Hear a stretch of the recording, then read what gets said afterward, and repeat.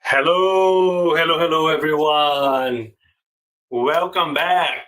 Welcome back to this series where we are studying the Medium's book. Thank you, Vanessa. Thank you, Kardec Radio. First of all, for this initiative, and second, for inviting me to be part of it. My name is Rafael Caldas, and I'm part of the Spiritist Society of London, SSL, based here in the UK. Today, we're continuing to study the second part of the Medium's book, which is the part where Allan Kardec is talking about spirit manifestation. A quick recap from last week. On chapter 2, we talked about physical manifestations and the turning tables.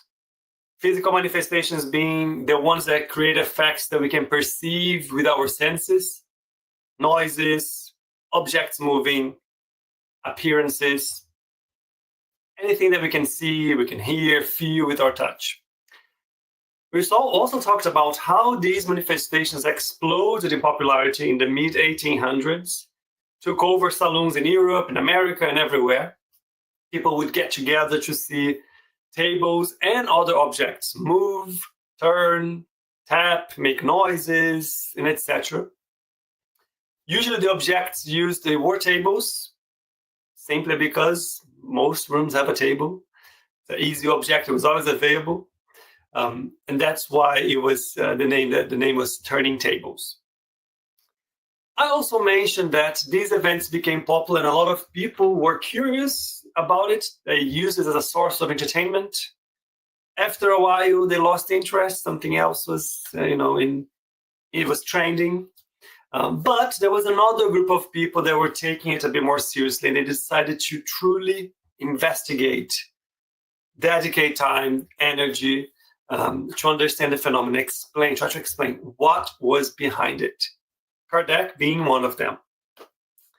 And these researchers found many cases that were tricks, but they also found many cases that were genuine.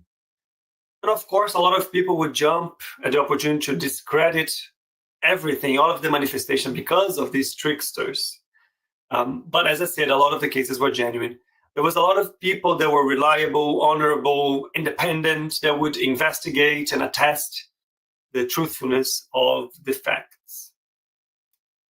Last week, I tried to close our session with a cliffhanger, right? Because there was one thing that proved that the cause behind this phenomenon was not a trick, that was beyond the mediums, beyond the people that were involved and present in the events. And what was it? That is what we're going to see today. The title of chapter 3 already gives us a very big clue.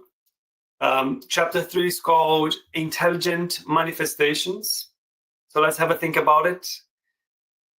When we are talking about things moving, noises and etc., we can explain this with some sort of mechanism.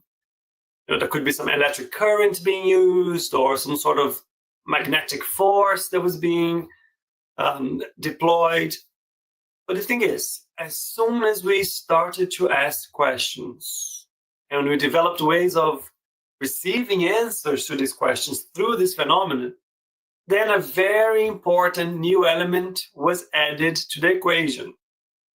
There was an intelligent cause behind the effects. We were asking questions. Whatever was behind the effects had to listen, reflect, decide, and provide an answer. There was something intelligent behind that. There was a thinking force behind that. They saw that the tables respond to their requests. If they were asked to move in a certain direction, move to left, move to right, repeat a number of knocks, sometimes they would start singing or making reference to a rhythm or a song, and the knocks, the raps would continue it. Remember that last week I mentioned the Fox sisters. Why did the Fox sisters become so popular? because their case, the one in Hydesville, was one of the first ones that became popular because they created a way of communicating, right? They say, look, we'll ask questions to this. Please, if it's a yes, do 2 knocks. If it's a no, 3 knocks, something like that. In other instances, we asked the communicating force to spell out words associating numbers of knocks to letters. But as soon as we had an interaction with these forces, then the effects were not random anymore. They were not just there as a nuisance. There was something intelligent behind it. Now, we all know that a table does not have a brain. A wall cannot think for itself. A floor, a ceiling, or whatever object, they just do not think. So, this force could not be coming from the object itself. The next thing that they thought was, well, then it must be coming from the mediums. It must be coming from other members of the public that were present, somehow. Which is a valid theory, right? But then the source of these effects started to give answers that were contrary to people's opinions. In some cases, started to reveal things that there was no way that nobody there would know about. Sometimes they even start talking about, would reveal things about subjects that there's no way that a medium knew about it. So it didn't take long for the experience to show that it was not controlled by the medium. It wasn't something originated by their own intelligence.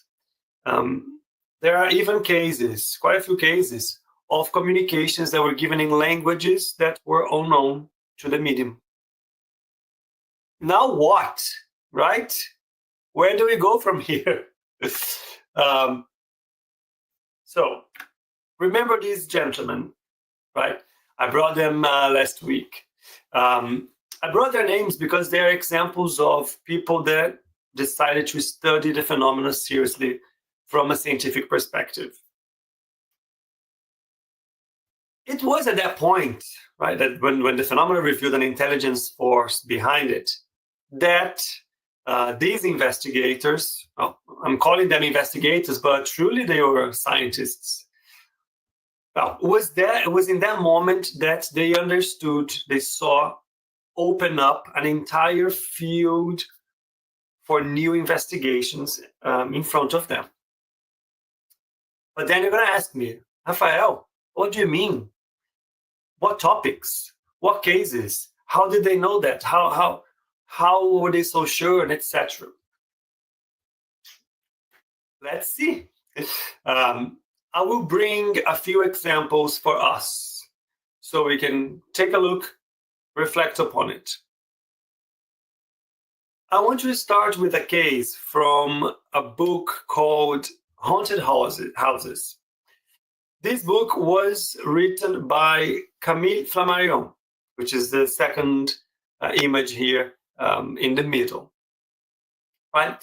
This book is a book where he narrates, he consolidates multiple cases of places that have identified and seen the phenomena across the world, all over, including the details of the people that were involved, what they were doing, their profession, and so on, to attest how serious they were and how truthful they were. There's a specific case that was investigated that he brings up. This case was investigated by Sir William Barrett. Sir William Barrett was a physicist. He was a professor of experimental physics in the Royal College of Physics in Dublin, Ireland. He described a case that took place in Dublin in Kingston. The case goes like this. There was an English solicitor that had rented a house for the summer very close to where he used to live. He had the opportunity to meet this solicitor, And when he met him, he was surprised to hear and to know that there was phenomena happening in the house that he rented. Suddenly they were listening and they were hearing all of these inexplicable blows, noises that started to happen in the presence of his daughter. So his whole family moved to this house. It was him, his wife, and his daughter. His daughter was 10 years old. At first, they thought that it was all coming from the girl. The girl was playing tricks with them. But over time, it became very clear that it wasn't her, because the tutors, the people that worked and helped the girl, studied with the girl, started to see that those noises were happening when the girl was not doing anything. She was resting, and then the noise would come from the schoolroom where the girl was not even there. Or the girl would be playing the piano gently on a piano lesson, and the noise would just start to come from the piano very aggressively, very loudly. So the Sir William Barrett, he asked then if he could do a personal investigation in the case, if he could join them, see what was going on, and so on. They said yes. So he went there multiple times to observe and understand what was happening. Had multiple opportunities to witness what was happening in the house. First time he went in the morning. It was about 10 a.m. The four of them, the solicitor, the wife, the daughter, and Sir William, were together. They decided to do an experiment around the table where all four of them would put a hand on the table so Sir William could see all of their hands. The table was pretty much, you could see also their legs, their feet, and so on. And after a while, the knocks and the noise started. And he said that it started like a hammering of nails on the table. But it didn't stay on the table. It was on the table, then it moved to the floor, then it was on the ceiling, and it just kept going. And it started to become more and more intense. It started to do rhythms as if playing a song. It changed directions. Then he started to ask the noise to come closer or further or go in a specific area. The noise would obey. And that happened in many, many occasions. Now, he said that this happened when it was just him and the girl, or multiple groups, just the family, people from the outside that he would have invited to join, so that he could rule out there was a hallucination on his part. And again, no indications that there was a trick. There was a case, there was a moment where they decided then to try to communicate with that force, and they started to repeat the alphabet very slowly and ask that invisible force to make a noise whenever there was a letter, so that they could spell out, a sentence, a word, a sentence, and so on. And so it went. With this method, they learned that the communicator behind that was actually a boy named Walter, and that was it, right? They kept the investigation going. Many people still insisted that it was the girl, but again, there was multiple occasions where they just couldn't have been the girl. It goes on even to say that quite a few times there were movements of objects that were so big and so heavy that she wouldn't be able to move it herself. There's a specific case that he describes where there was a mahogany table that could sit about 12 people, and the table was moving, tilting, and in a certain point, the table was elevated. It went up in the air. He could see the girl. The girl was there. The girl was not doing anything. And if anything, the girl would never have the strength to be able to do that with a table that heavy. So he was convinced it was something else, and there was intelligence behind this effect. Why did I bring this case? I brought this case because it describes the use of the alphabet, right, to spell out the messages. So you can see how that it translates into an intelligent force, right? Because it cannot be just by random that you'd get a sentence that would give an explanation of what was behind that. It would have to be a thinking element behind that. The second case I'm bringing here is this: the appearance to protest unfair accusation. This one actually comes from Gabriel Delanne's book. And for people who are interested in investigating and studying phenomena, this book is super interesting because this is probably one of the heaviest books from Gabriel Delanne. It's a book in 2 volumes. It's called The Materialized Apparitions of the Living and the Dead.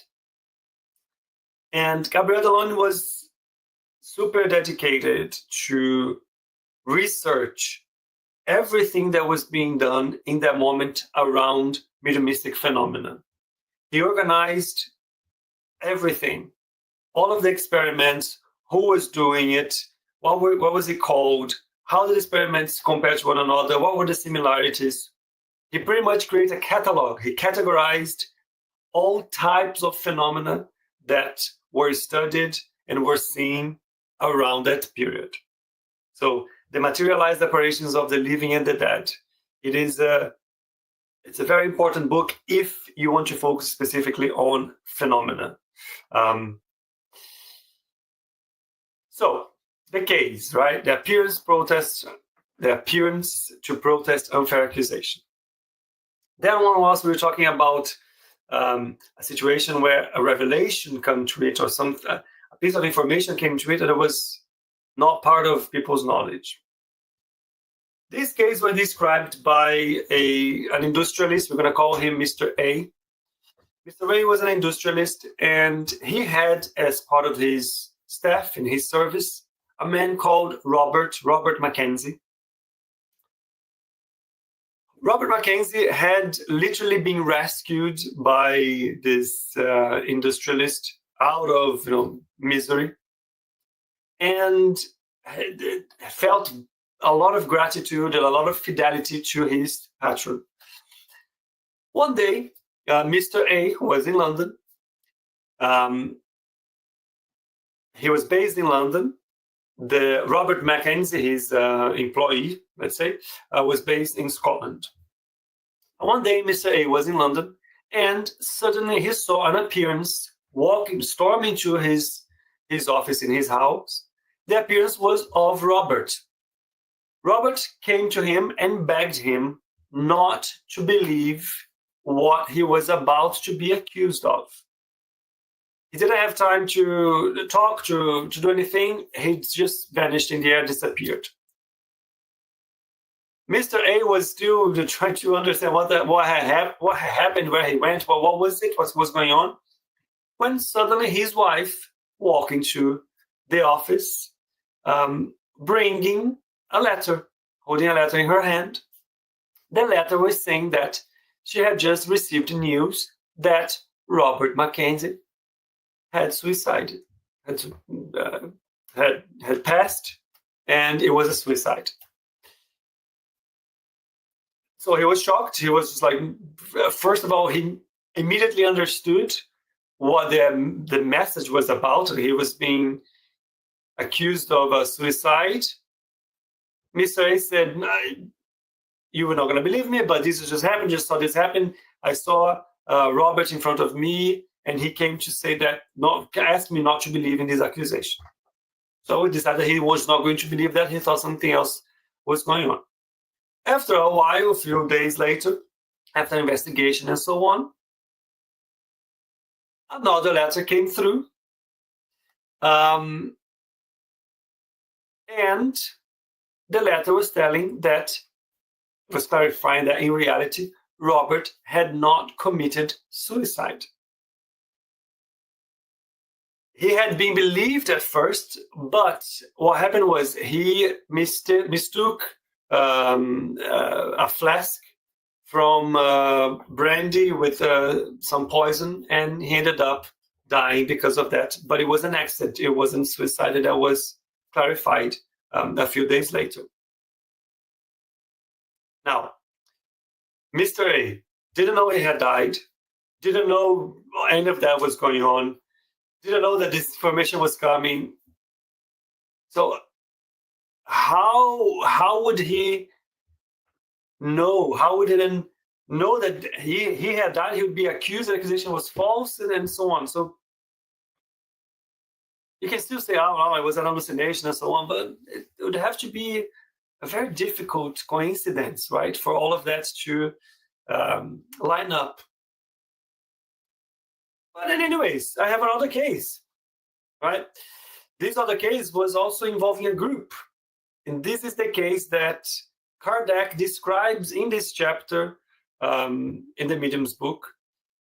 It's a short description, so I'm going to read for us, so please indulge me. And here we go.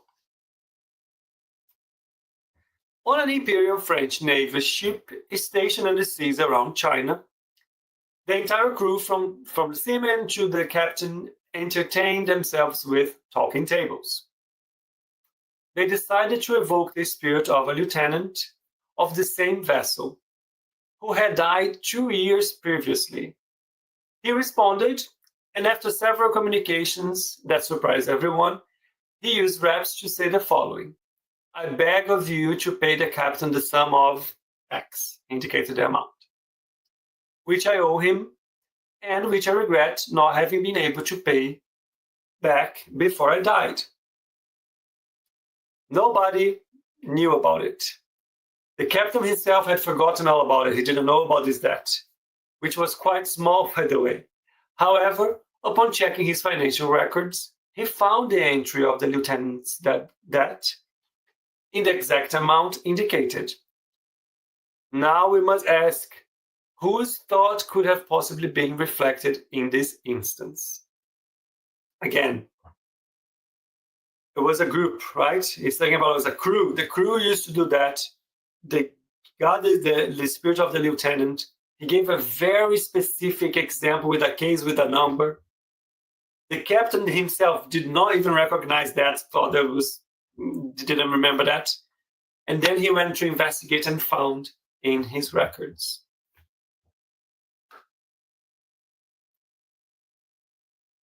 That, my friends, is just another case. Kardec says that there are multiple cases about that. The two books I mentioned before, I think especially the one from the land, there's also a lot of that, of cases, with the descriptions like involving clergy members, involving police members. So there's quite an interesting book. This is what we mean when we talk about intelligent manifestations, right? This is what opened up a completely new field for investigations. The evidence that there was something independent, intelligent, spirits behind the phenomenon. But the thing is, with time, the ways of communicating were refined, because imagine trying to spell letter by letter through Knox, it would be quite cumbersome, quite time-consuming. So over time, things started to evolve, and they started to use smaller tables. They would use baskets, they would boxes, they would attach a pencil to it. And then finally, they developed this, what they call the planchettes. I think that's how you say it. Planchettes, where you would attach a pencil to it, put on top of a paper, and then the medium would touch the planchette or just be near the planchette, and the planchette would move on top of the paper and write the message from the spirit. I found a picture of a real one from that time, and also a pamphlet advertising if people wanted to get one. Let me move it here. There you go. So you can see, I thought it was quite interesting that it was popular to a point that there was people were selling it, or they're producing it and selling it.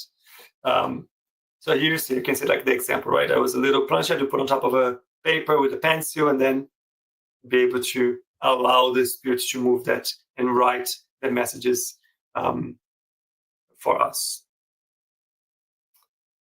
The thing is, it didn't stop there. Right? I think that made it very easy. But with time, what they actually realized that, in fact, there's no need for an object to be used, right, as an intermediary. The best way to actually receive the message was just to use the medium's hand. They understood that the medium could just hold the pen or hold the paper or the pencil, and then allow his hand and his arms to move involuntarily. The spirit would take over the hand and use that to write and send the message. That is nowadays what we call, automatic writing or psychography. Thanks to psychography, there is the production, like the understanding, the receiving of information. It just became much easier. Thanks to automatic writing, books, long messages were being given or were being received. It just made the access to information and even the testing, right? Because you were receiving more detailed information more easily about topics that was definitely not in the scope or in the mind of the mediums, which again gave more proof that the intelligent force behind it was, in fact, independent. Further down in the book, there will be specific chapters where we're going to talk about what are these types of mediumship, how they worked, and so on. But that was a milestone in the phenomena. Then when we understood that there were intelligent manifestations, intelligent forces behind, which were in fact spirits of people that had lived before us. This is where I will park, my friends. That will be all for today. There you go. Next week, the series will continue with the explanation of how physical manifestations occur. So we start to get into the details that the spirits could all now reveal to us, right? How those things were happening. Now that we could receive information from them in an easier way, we could start asking questions around how and why were these things happening. So stay tuned. All right. This is me. It was a pleasure. Bye for now. Ciao, ciao. See you next time. Ciao.